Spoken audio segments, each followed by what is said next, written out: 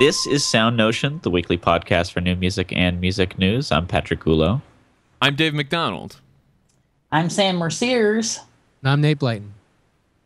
This week, we don't have a guest, but we've got some interesting stories to talk about. One that we didn't get to last week. We had such a great conversation with Andy Lee.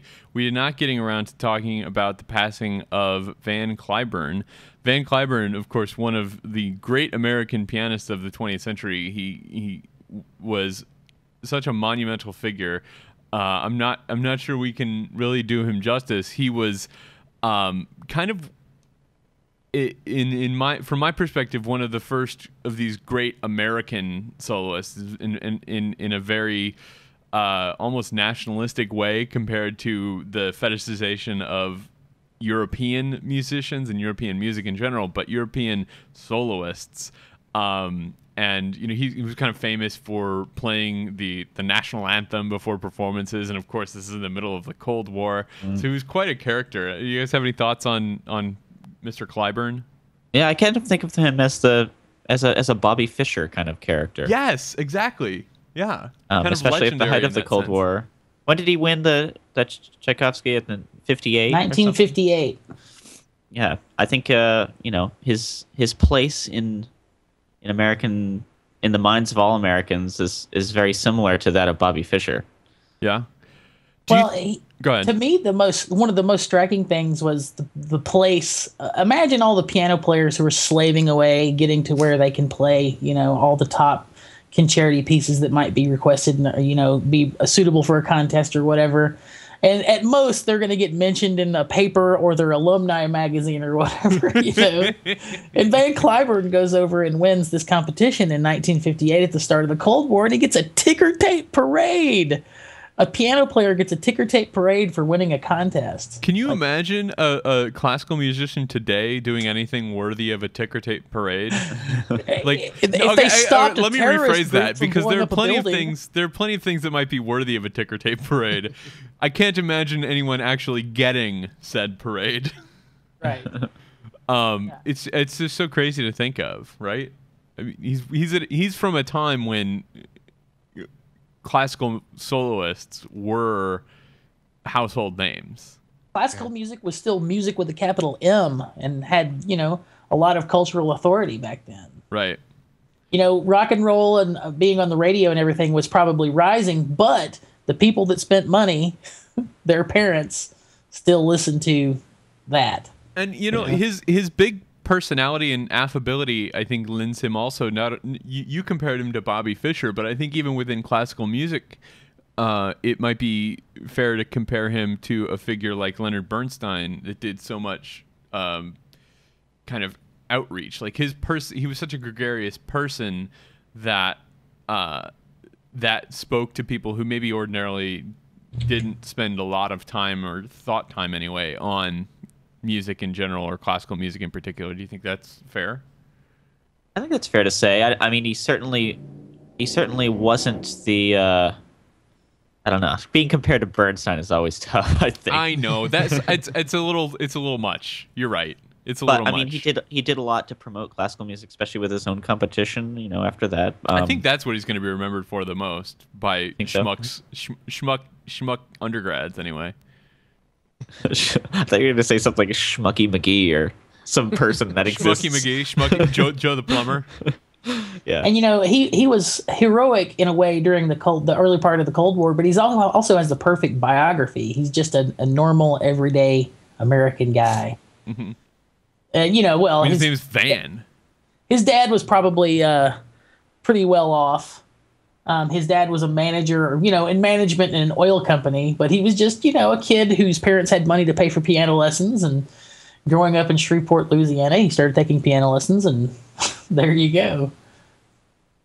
So anyway, we would have loved to talk about that last week, but if you watched the show last week, we had a great conversation with Andy Lee, and we were already over an hour, so I didn't want to kind of blow by Van Cliburn, so we got it in this week. So all right, listen to your Van Cliburn recordings this week, and remember,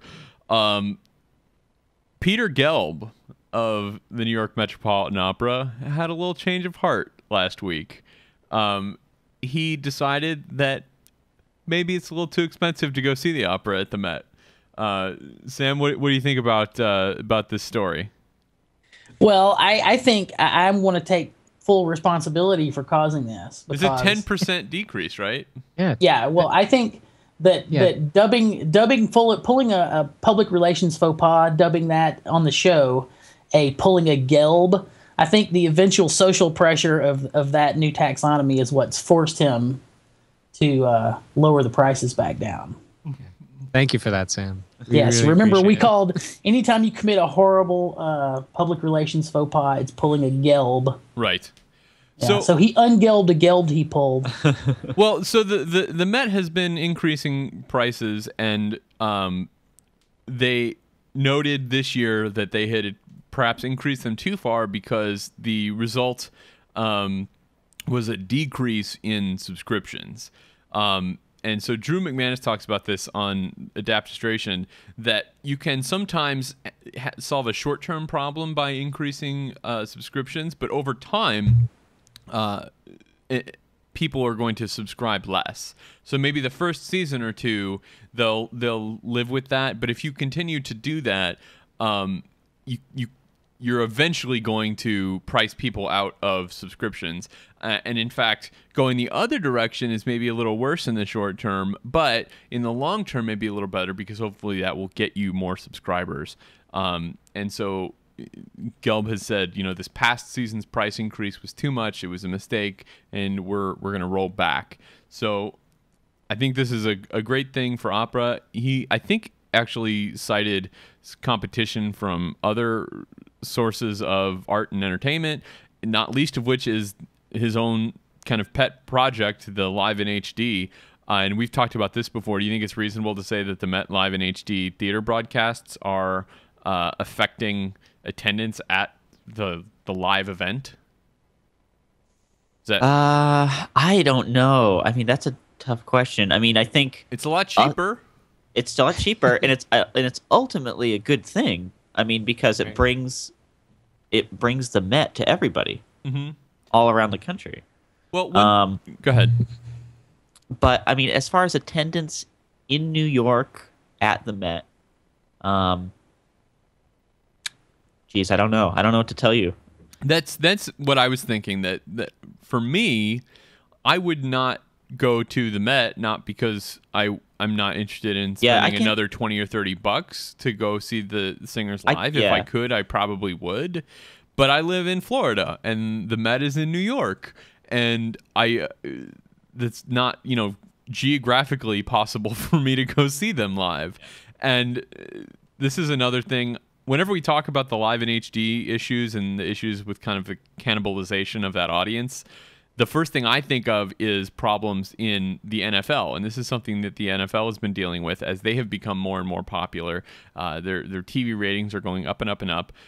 They are struggling to get people to actually buy a ticket and go see live because the home watching experience is so great. People have these giant HD televisions, and they can not spend $12 on mediocre beer, and it's a great thing. They don't have to deal with traffic. And a lot of these things, I think, do kind of map to the Live in HD problem. And one of the ways the NFL has solved this problem is that they will black out the game in local television markets unless the ticket sales at the actual stadium sell above, I think it's 80%. So a sellout or close to a sellout, then it'll be on TV locally, the assumption being that there might have been more people that would have come, but they actually couldn't get a ticket, and so we're not cannibalizing ourselves by not putting it or by putting it on television.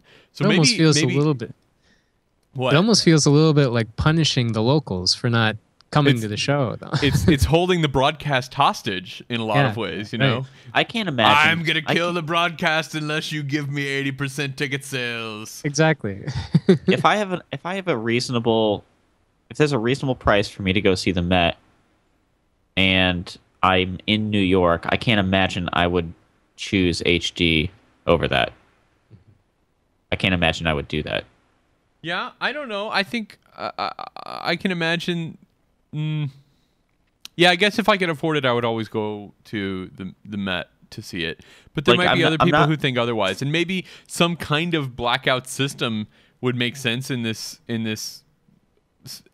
situation. But I think that, like Nate said, that might be perceived as punishing the loyal fans of the Live in HD and the opera in general. No?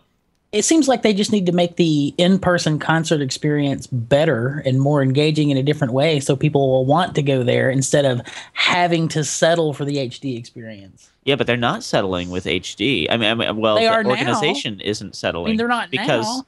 Yeah, but the HD is doing so well for them. Like, I mean, they need to keep HD because it's so freaking awesome. Well, and what I'm saying is don't fix the problem by blacking out local markets for the HD. Do it by making the in-person experience more engaging. Yeah, find a way to make that experience something that you can't get. Exactly. In a theater. And I don't know what that is. They'll have to be creative. But there are people that get paid lots of money to figure out what that is. Yeah, and if they can figure it out, I'd be very curious. Is HD so much almost, I don't want to say this. Is the live version only a little bit better than the HD version? That's hard for me to believe. Well, so we just need advertisers to convince the public that going to the show is better than seeing the digital broadcast.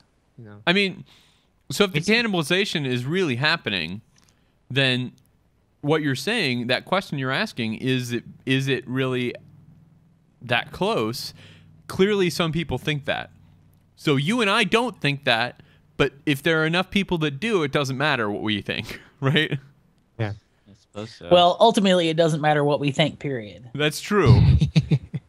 We just need a Don King of the classical music world, though. Oh my goodness! Can you imagine a TV ad or something for opera with Don King talking up the opera somehow? Oh man, Peter like Gelb, whether or not it's better, just Peter sell Gelb, it. I just saved your opera company, and really, and when I say I mean Nate. Just saved your opera company. You can make your checks payable to Nate Blyton, care of SoundNotion.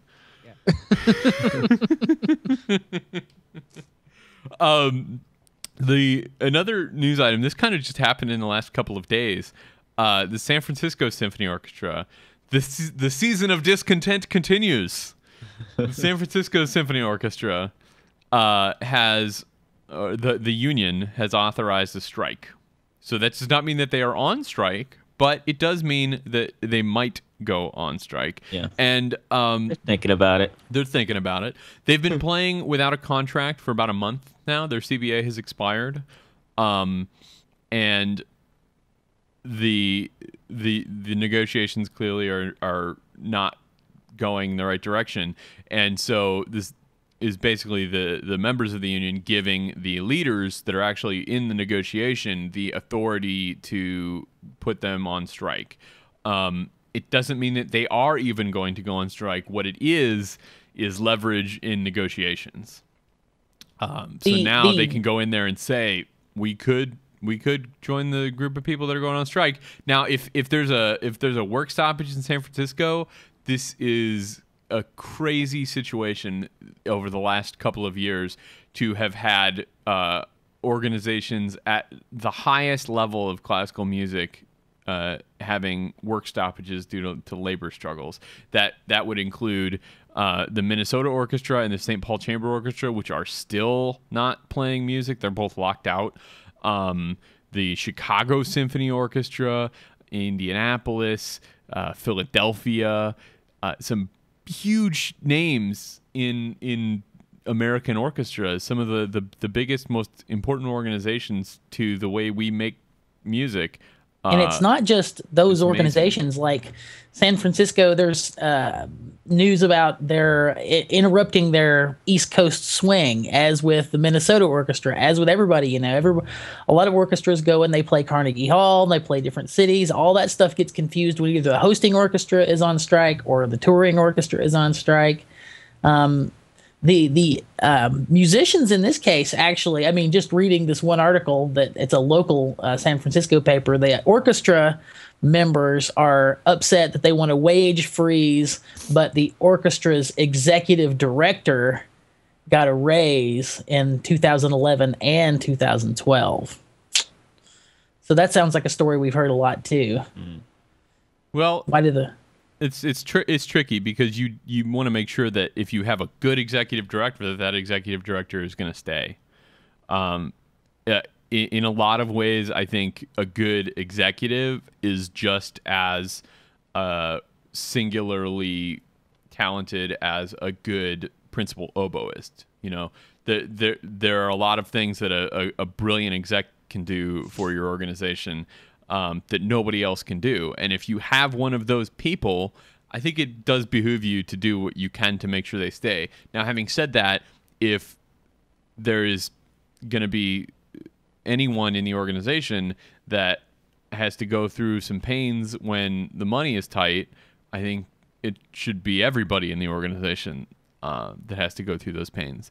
So I don't know if one person getting a raise is going to change the financial situation of the orchestra, but it certainly looks bad. And it's I think understandable for the players to have their feelings hurt and their sense of professionalism and belonging to this organization hurt. But at the same time, I think a lot of times in these discussions we demonize the executives. In some cases, rightly, but in other cases, I just want to make sure that we are remembering that these guys are smart and talented professionals as well. So I've said my piece. Speaking of labor struggles, that was too easy. Crazy situation. They should be harder than that. They should be harder than that. That's why so far this morning I've just punted. Who wants to talk about this? I feel like I'm doing all the news reads here, but there was a crazy thing that happened this week with the St. Paul Chamber Orchestra. Rob Deemer wrote about it in his column last Friday about a really cool concert. It seems like that got canceled with Y Music, right? So Patrick, what's going on here?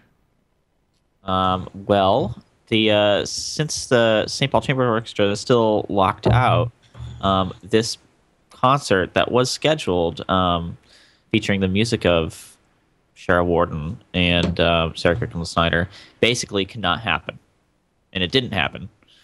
Well, the problem was not that it didn't happen, but that when they were notified, I think was a big problem. I mean, not happening is one thing, but sorry, I interrupted you rudely.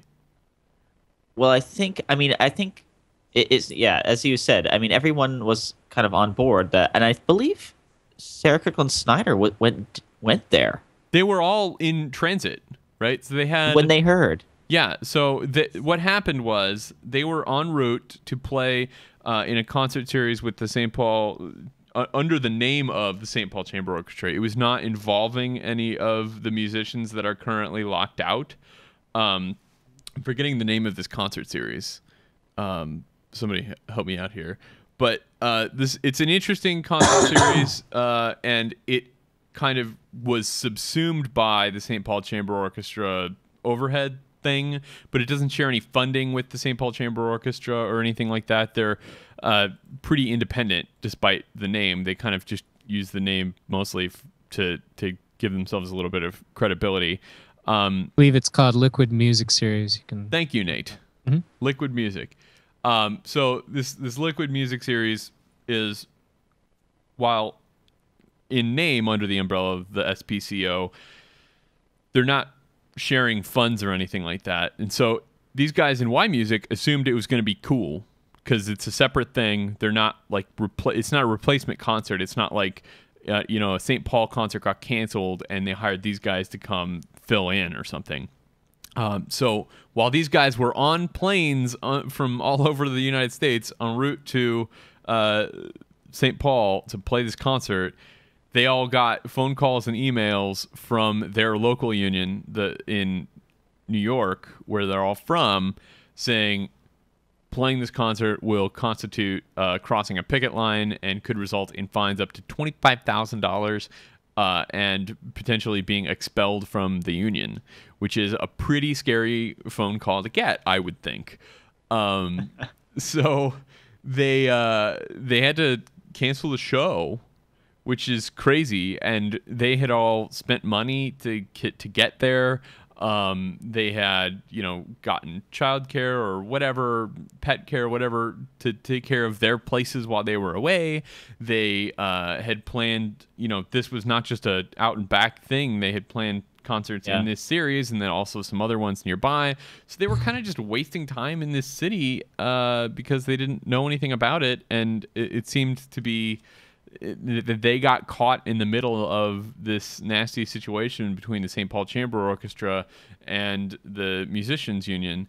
What do you guys think? You think this is a fair use of the union's power? I think one of the points that Rob was trying to get across and that Sarah Kirkland Snyder makes in his long sort of quote from her is that... Which you should read. Yeah, that in an attempt to advocate for musicians, they're hurting other musicians, turning the negotiation into sort of a zero-sum game rather than something that's trying to advocate for musicians. And, nobody won in that situation, I guess, is the takeaway. Like, nobody was happy. The audience wasn't happy. None of the musicians were happy. Nothing good happened. And it didn't really fortify anyone's negotiation position either. Right. And I think that, to me, this would be a different story if Y Music was going to St. Paul to play on a subscription series with the St. Paul Chamber Orchestra in place of the locked out musicians. But that's not what happened. This is a concert that had been planned as part of a separate concert series, and it seems like they're punishing Y Music for no reason in particular. And the union, I think later the local admitted, we could have informed Y Music before. And nobody really knows why the union decided to make this call last minute. Some people suppose that some musicians in the St. Paul Orchestra got wind of this and sent an email to the local president in New York. But who knows how these things really happen. It seems like there was a real breakdown before, long before, in letting these guys know that this was not okay. And it seems like it's a gray enough area that it's something that should have been clarified long before they were on planes to St. Paul, right? Most definitely. It's too bad, too, because a few weeks ago, I was at the Ecstatic Music Festival, and I heard music by... This is a concert that featured the music of Sarah Kirkland Snyder and Cheryl Warden, and it was great. I wish they could have played, down in that area. They would have loved the concert, but yeah. And to be a little fairer to the AFM, the St. Paul Chamber Orchestra has been on the unfair list for over a year now, I think. So I mean, this is something that might have been foreseen. I mean, and maybe Y Music should have asked before, since this is kind of a gray area. But I don't know. What were you going to say, Nate? It's fortunately, so these were 2 sold-out shows. All things aside, Cheryl Warden and her drummer seemed to have stepped in and performed on those nights. Or I guess Rob Deemer did a little update at the end of the post, saying even though the tickets were refunded, Cheryl Warden and her drummer played as My Brightest Diamond on both nights, just to give something to the fans, at least. Well, and they are not members of the union, and it would seem at this point that it would be pretty hard for them to get into the union. But that's an interesting thing. I sometimes wonder about the value of the union going forward to players that are not members of these big orchestras, But that's a conversation for another time. I don't think I want to piss off everybody that might possibly ever listen to our show. Yeah. And that post by Rob was his 100th for New Music Box. Yes, congratulations, Rob. 100. Hitting the century mark. Wait, we should make a whole list of all his posts. That's good. We should bind all of the comments from all of his posts into an unabridged volume. Yeah. I don't think I have enough hard drive space for that. That's right. Okay, everybody, quick, run, don't walk to your nearest computer, and you can stream the performance of Radio Rewrite by Steve Reich that was premiered recently. I don't remember the date. Patrick helped me out. March 5th. March 5th at Royal Festival Hall in London. By the London Sinfonietta. There we go. So for another 2 days, it's going to be available. So this will be posted Sunday night. So I don't know. I guess Tuesday at some time it'll stop being available. And then you'll have to buy it whenever it's available. Right. So anyway, huge Radiohead fans should check it out. So what is Radio Rewrite for people that don't know what we're talking about? Well, you know, there's an informative video on the internet that will tell you exactly. We'll have a link to the show notes where maybe Steve we have. Reich, Are there any experts on the panel that could tell us anything about Radio Rewrite? Patrick Gulo. Radio Rewrite. This is a new piece by Steve Reich. It is inspired by 2 songs by Radiohead. One, Everything in Its Right Place, and the other, Jigsaw Falling into Place. He does a number of things with these 2 pieces, while still keeping his own voice throughout all of Radio Rewrite. With changing chords around, hinting at melodies that are in these 2 songs, and he's basically been really taken with the music of Radiohead, and this is a piece that's inspired by their music. Patrick is being modest. He did an interview with Mr. Reich for his real job. It's on it's a video interview. You should watch it. It's really good. Reich talks about actually, like kind of coming to the party kind of late with Radiohead and his discovery and of this music. It's pretty cool. And he talks about having met Johnny Greenwood at some sort of a festival or something, and advocates for his music, which I'm an advocate for too. The music from There Will Be Blood. Yeah. Yes. Really cool soundtrack. Yes. So that's going to do it for our stories this week. Wait, U.S. Is there news? Breaking. I wish I had a breaking bumper. We need a breaking news bumper.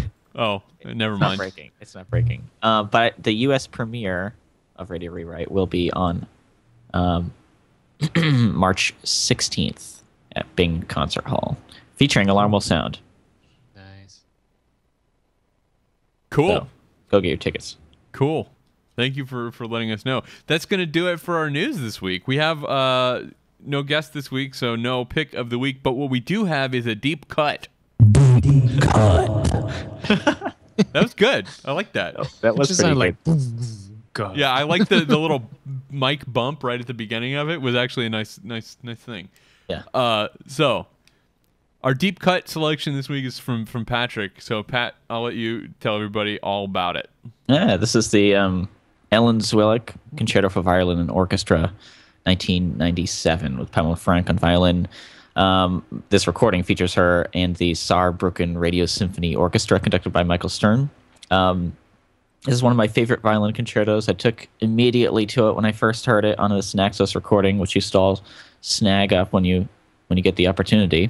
And there'll be a link to that in the show notes. Indeed. There are 3 movements. The second is a Pascalia.